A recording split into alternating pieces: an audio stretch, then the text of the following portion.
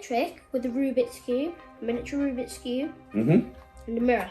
Okay. Okay, now if I put the mirror in front of the Rubik's Cube, like that, Okay. you can see two, can't you? Yeah, because there's one in the reflection. Yeah, but if I snap my fingers, actually comes true. Whoa! 2 Rubik's Cubes. Yeah, look, I'll do it again. Look. Look. See it? Yes, I do. Push it forward a bit. 1, 2, 3.